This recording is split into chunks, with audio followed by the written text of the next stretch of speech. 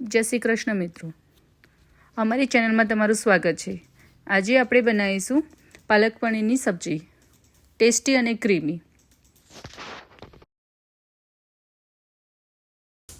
Gas ચાલુ કરીશું। એમાં આપણે 4 ચમચી તેલ નાખીશું।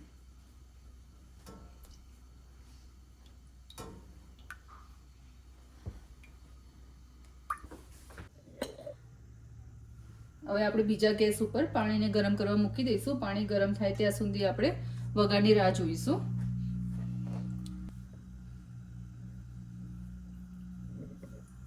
વઘાર આવી ગયો છે। એમાં આપણે ખડા મસાલા નાખીશું।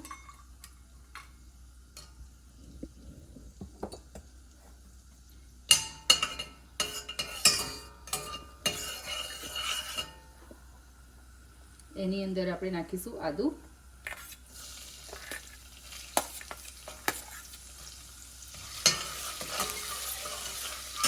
એની અંદર આપણે લસણ નાખીશું,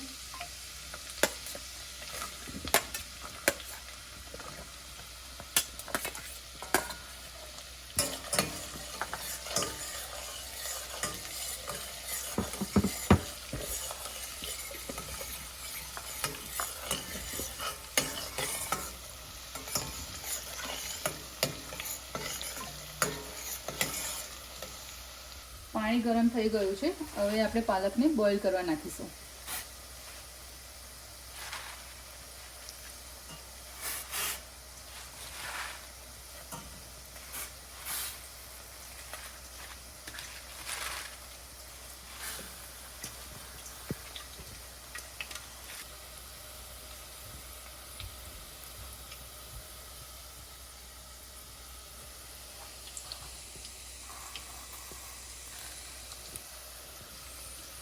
લસણ આદુ થઈ ગયું છે। હવે આપણે એમાં મરચાં નાખીશું, તમે જે રીતે તીખું ખાતા હોય એ પ્રમાણે।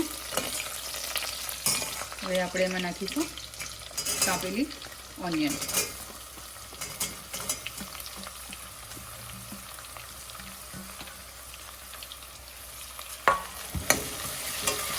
મિક્સ કરી દઈશું।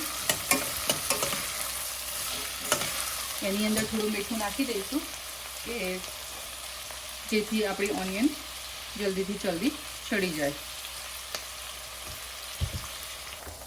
પાલક બોઇલ થઈ ગઈ છે। હવે એક બોલમાં આપણે ઠંડુ પાણી લઈ લીધું છે, એની અંદર મેં બરફ નાખ્યો છે। હવે આપણે ગેસને બંધ કરી દઈશું અને બધી પાલક આપણે બોલમાં ટ્રાન્સફર કરી લઈશું।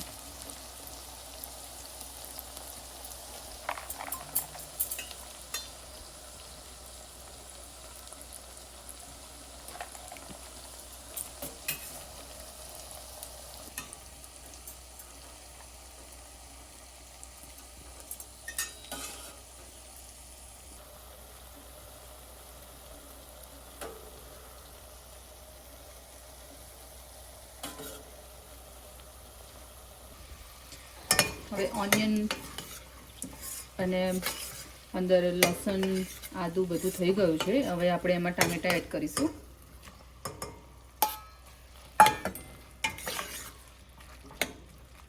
ટામેટા જોડે જોડે આપણે કાજુ પણ એડ કરીશું।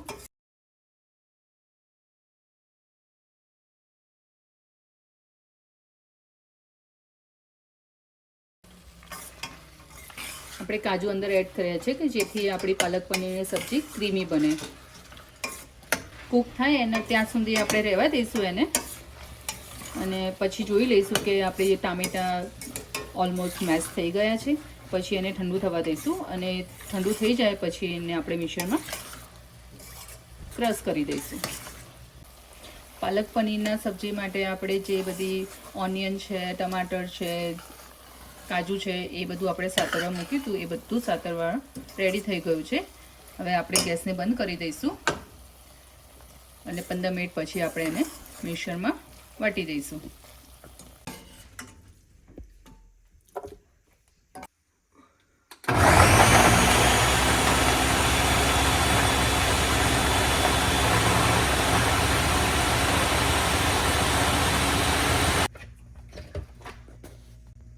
આપણી ગ્રેવી ક્રશ થઈ ગઈ છે. હવે આપણે એને એક બાઉલમાં કાઢી લઈશું.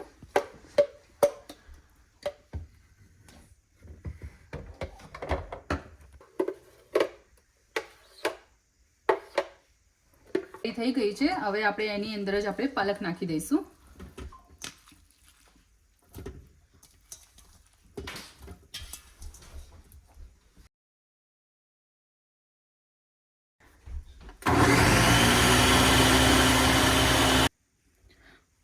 હવે આપણો પાલક ક્રશ થઈ ગયો છે. હવે આપણે એને વઘાર કરી દઈશું. હવે આપણે વઘારવા માટે એક વાસણ લઈ લઈશું. એમાં આપણે 1 ચમચી જેટલું તેલ નાખીશું. કોઈને તેલની જગ્યાએ ઘી નાખવું એ પણ નાખી શકાય છે. તેલ આવી ગયું છે. આપણે એમાં તજપત્તું, 1 સિનેમન સ્ટિક નાખીશું અને હિંગ નાખીશું.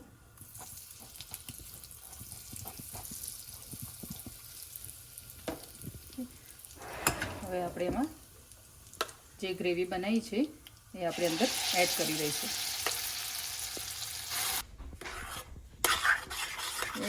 આ થાય છે ત્યાં સુધી આપણે પનીરને રોસ્ટ કરીશું.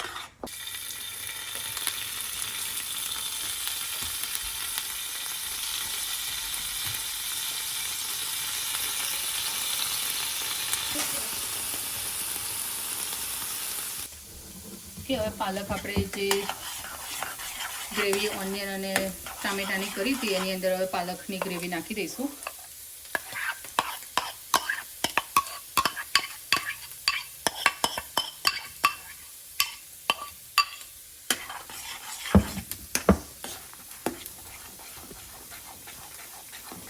મિક્સ થઈ ગઈ છે હવે પ્રોપર ગ્રેવી આપણી. હવે એની અંદર થોડા મસાલા કરી દઈશું. એની અંદર આપણે સૂકી મેથી નાખીશું. સ્વાદ સારો લાગે. અડધી ચમચી જેટલું આપણે મીઠું એડ કરીશું અંદર. થોડું ધાણા જીરું એડ કરીશું અને મિક્સ કરી દઈશું. હવે 2 મિનિટ માટે એને રાખીશું. પછી એની અંદર પનીર એડ કરીશું.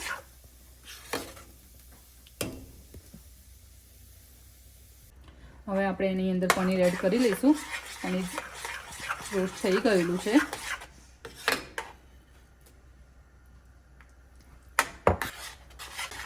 હવે આપણે પનીર નાખ્યું છે. હવે 2 મિનિટ એને રહેવા દઈશું. 2 મિનિટ પછી આપણું શાક રેડી થઈને સર્વિંગ માટે રેડી થઈ ગયું છે. શાક રેડી થઈ ગયું છે.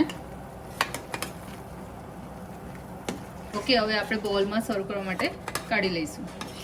વિડીયો જોવા બદલ ધન્યવાદ. તમને મારો વિડીયો ગમ્યો હોય તો લાઈક, સબસ્ક્રાઈબ અને શેર કરો.